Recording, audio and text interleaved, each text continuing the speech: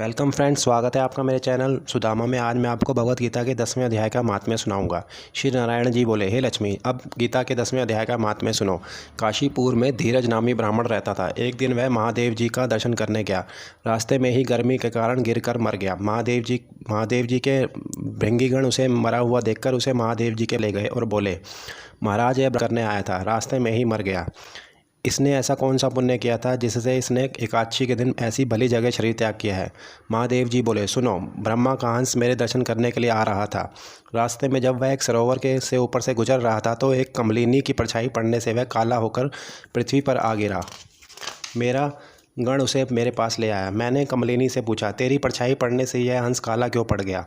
कमलिनी बोली, मैं पिछले जन्म में एक अप्सरा थी। एक ब्राह्मण गंगा के तट पर गीता के 10वें अध्याय का पाठ करता था। इंद्र को विचार हुआ कि कहीं ब्राह्मण मेरा राज ना छीन ले। उसने मुझे उसका तप भंग करने के लिए भेजा। मेरी उससे एकांत में भेंट हुई। मेरे अंग से उसका अंग लगा। उसने मुझे श्राप दिया कि तू कमलिनी हो जा। उसके शाप के प्रभाव से जो पक्षी मेरे ऊपर से गुजरता है वह काला होकर पृथ्वी पर गिर पड़ता है। अब मेरी और इसकी गति गीता के 10वें अध्याय का पाठ श्रवण करने से हो सकती है।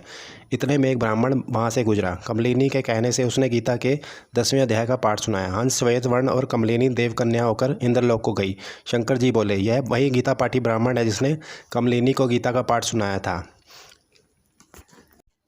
इस प्रकार भगवत गीता का 10वें अध्याय का महात्म्य समाप्त हुआ, जिसके पठन पाठन से लोगों को सद्गति प्राप्त होती है। हरे कृष्णा।